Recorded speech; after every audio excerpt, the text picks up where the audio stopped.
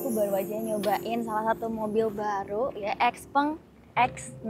Jadi sebenarnya kalau di Indonesia lawan-lawannya tuh ada Maxus Miva 9 dan juga harusnya sih ya Zeekr 009, harusnya ada sih. Nah, di zaman sekarang apalagi di tengah mobil-mobil Cina yang pada geber-geber fitur ya, mungkin beberapa di antaranya tuh ada yang beneran fiturnya ataupun ada yang gimmick juga. Nah, di Xpeng X9 ini fitur-fiturnya benar-benar ngebantu banget dan berguna. Apa aja sih fitur-fiturnya dan plus minus dari mobil ini? Simak terus videonya.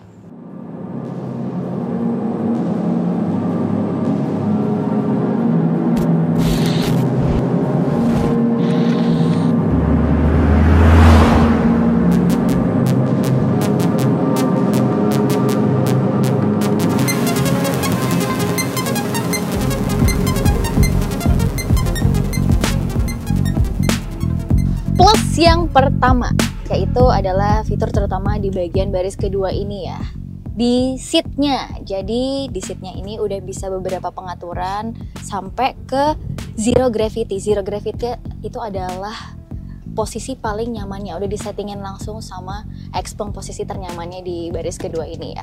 Terus di sini juga ada pengaturan-pengaturan maju mundurnya, lumbar supportnya juga ada, bahkan sampai ke massage-nya ada 3 level juga. Ini bisa kalian atur sesuai mau intensitasnya seberapa gitu.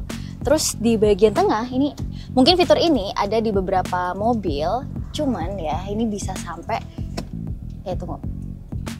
Jadi di mobil ini udah ada kulkasnya, dan kulkasnya ini bisa disetting mau kalian mau dinginin ataupun mau ngehangatin. Bisa kalian atur sendiri ya, itu di berapa derajat. Terus di atasnya ini ada pengaturan AC-nya, macam-macam juga pengaturannya. Dan yang paling penting adalah kalau biasanya di mobil-mobil kebanyakan itu kisi-kisi AC-nya ada di tengah dan itu benar-benar fokus ke satu tempat nyentornya gitu. Tapi di mobil ini dia dibikinnya itu nggak ada semburan arah, tapi dibikinnya soft. Jadi kalian nggak terlalu dingin di kepala, bikin pusing gitu, nggak. Dan spesial lagi di belakang, kalau misalkan kalian lagi duduk di baris ketiga dan pengen ngatur posisi jok di baris kedua ini, bisa tinggal pakai tombolnya ya, bisa langsung mentok sampai depan dan kalian dapat ruang yang lebih luas lagi di belakang gitu. Dan bagasinya juga gede banget. Jadi kalau posisi baris kedua dan ketiga ini ditegakin, kalian dapat 755. Tapi kalau misalkan ditidurin ya, ini bisa sampai 2600-an bahkan. Jadi di footage seperti yang ada di gambar, ada beberapa koper bahkan sampai golf bag juga masih muat di mobil ini.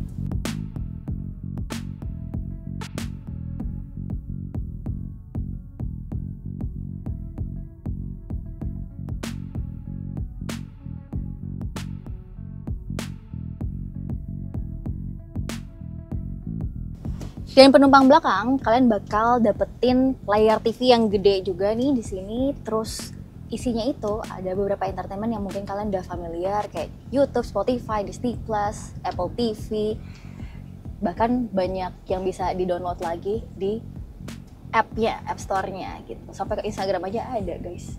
Dan bahkan ada beberapa pengaturan kayak pengaturan seatnya, relax, rest, zero gravity-nya itu bisa di otak-atik di sini juga, pengaturan Bluetooth-nya juga di sini.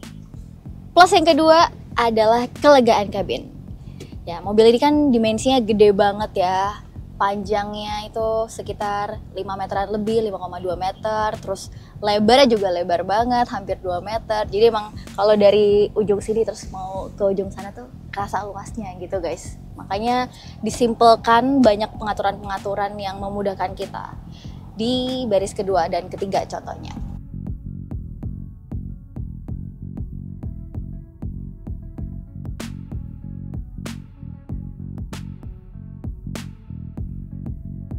Plus yang ketiga, jadi fiturnya udah banyak kan di mobil ini. Nah tapi ada yang penting banget, karena beberapa fitur di mobil ini dapat menunjang rasa berkendaranya. Contohnya ada auto parking, ada air suspension juga, dan juga rear wheel steering. Kalau rear wheel steering itu gunanya karena mobil ini dimensinya kan gede banget ya. Jadi berfungsi banget ketika kita lagi belok atau mau putar balik. Karena biasanya mobil berdimensi besar itu agak susah di radius putarnya. Tapi karena mobil ini ada rear wheel steering, jadi ban belakang itu ikut belok juga kalau mobilnya belok. Jadi radius putarnya cuma 5,4 meter. Sebagai pembanding, Denza D9 aja yang dimensinya lebih pendek dibandingkan Xpeng X9 ini, radius putarnya itu 5,9, sedangkan dia 5,4 meter doang. Lalu ada air suspension. Seperti yang kita tahu kalau air sus itu cuma ada di mobil-mobil mahal doang. Bahkan lawannya dia, Alphard tuh belum ada air suspension dengan harga segitu ya. Cuman di Xpeng ini udah ada. Dan berdasarkan pengalaman, saat kita coba Denza D9, itu mobilnya empuk ya dan cocok buat di perkotaan. Tapi ketika kita coba di jalan tol dengan kecepatan tinggi, itu kerasa agak limbung, apalagi karena dimensinya gede juga kan. Nah, itu gunanya dari air suspension. Jadi ketika kita lagi di perkotaan, itu bisa disetting aja. Kalau di mobil ini ada Comfort dan Comfort Plus, itu cocok buat perkotaan. Tapi ketika di jalan tol dan akselerasi yang lebih tinggi gitu, cocoknya pakai Sport, jadinya mobilnya kan lebih keras suspensinya. Dan itu beneran ngaruh banget teman-teman, karena untuk mobil dimensi besar seperti ini biasanya tuh limbung banget. Jadi ketika kita pakai pengaturan air suspension tersebut, bener-bener ngaruh, jadi lebih enak, nyaman dipakai mobilnya.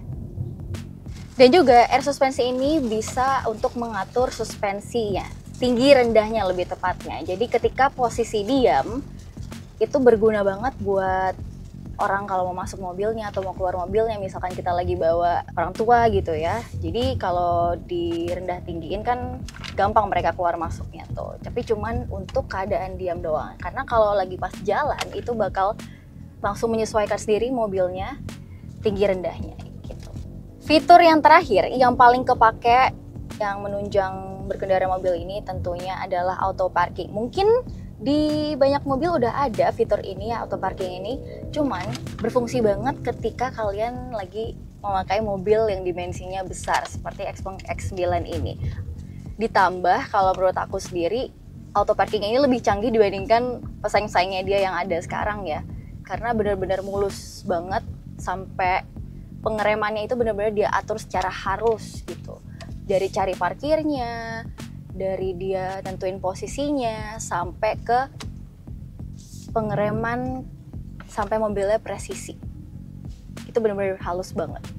Jadi keren sih untuk auto parkingnya ini.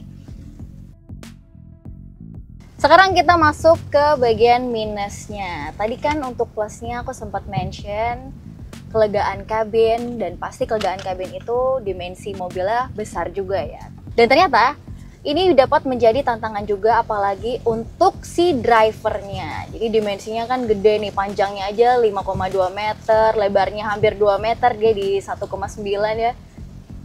Itu otomatis kalau kalian lewat jalan-jalan yang kecil, mepet, ataupun masuk gang gitu, itu PR banget guys. Apalagi ya, dashboardnya mobil ini tuh panjang banget nih, kayak gini contohnya. Jadi ditambah lagi masih ada moncongnya di depan, dan bahkan aku nih nggak bisa ngelihat moncongnya itu seberapa gitu ya. Jadi kalau misalkan nggak ada kamera 360 tuh bener-bener PR banget sih. Untungnya ada, jadi ngebantu itu ya. Tapi ya kan kalau pas lagi kita nyetir, kamera 360-nya itu kan nggak nyala terus ya. Itu sih paling mesti kalian memperkirakan besar dan panjangnya mobil ini. Dan juga sebenarnya visibilitas ke kaca belakang tuh agak susah ya guys, karena posisinya miring dan juga agak ke atas gitu posisinya.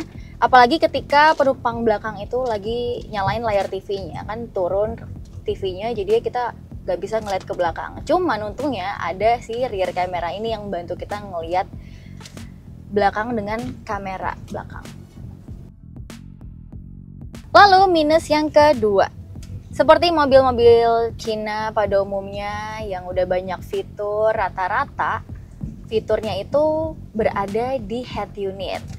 Di belakang pun juga ya, fitur-fiturnya ada di bagian layar belakang itu. Nah, mungkin untuk orang yang masih muda itu nggak jadi masalah. Cuman kalau misalkan lagi kakek nenek kalian yang ada di belakang, itu perlu banget dibantu. Jadi kalau misalkan kalian lagi di depan, kakek neneknya di belakang, itu agak susah tuh. Karena mungkin mereka lagi mau ngutang-ngatik apanya gitu. Ini gimana? Susah kan jadinya. Begitu. Jadi problemnya kadang fitur yang terlalu canggih itu dan ngumpul di satu tempat agak membingungkan untuk certain people.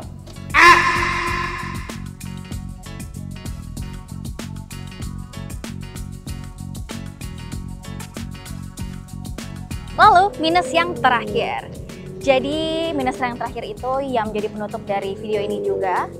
Mungkin Xpeng itu kan di tahun 2025 ini baru banget datang ke Indonesia. Jadi tentunya layanan after sales-nya atau layanan purna jualnya itu baru dibenahi sama Xpeng ya. Kalau kita lihat ke pesaingnya langsung dari dia, mungkin Denza contohnya ya, dia udah agak lama di Indonesia dan udah mulai membangun itu dari lama.